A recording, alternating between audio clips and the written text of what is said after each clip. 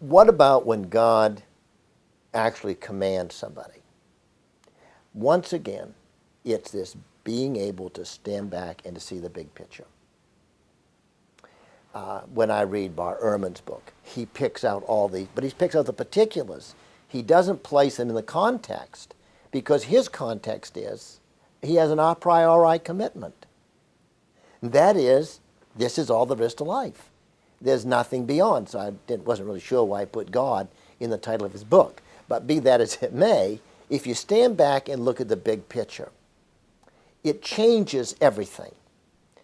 I doubt that anybody who would have been looking at Dwight D. Eisenhower at D-Day, if that's all you saw and saw the carnage of the invasion of Normandy, we would have to say General Eisenhower was a terrible man. But we don't say that. Why? We see the much larger context.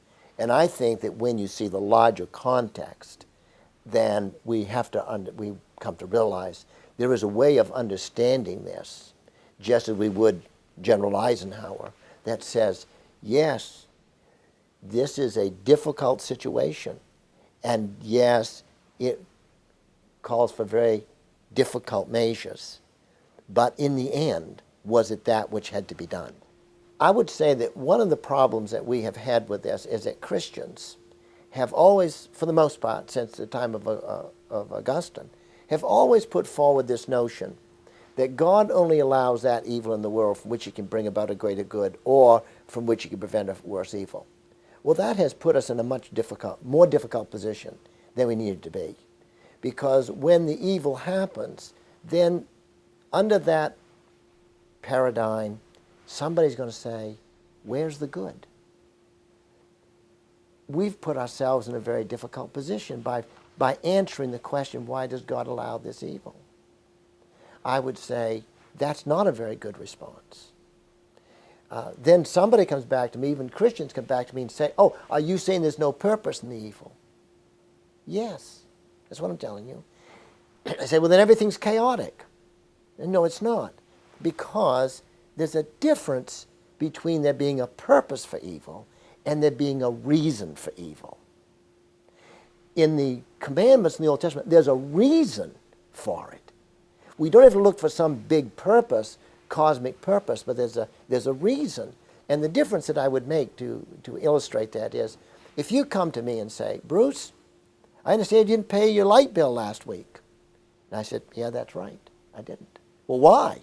And I said, I didn't have the money. Okay. Now, I've given you a reason. That's a reason.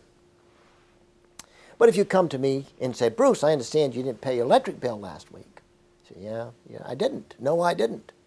I say, well, why didn't you? I said, because I am protesting the latest hike in the electric charge that the electric company is putting on me. Now you see, I've given you the purpose. So there is a difference between reason and purpose. So while we can argue there's a reason for what we see in the Old Testament and these commands to do these things, it doesn't mean that this is a part of the plan that had to be in order to accomplish some purpose. And once we make that decision, or the division rather, I think things get a little clearer for us.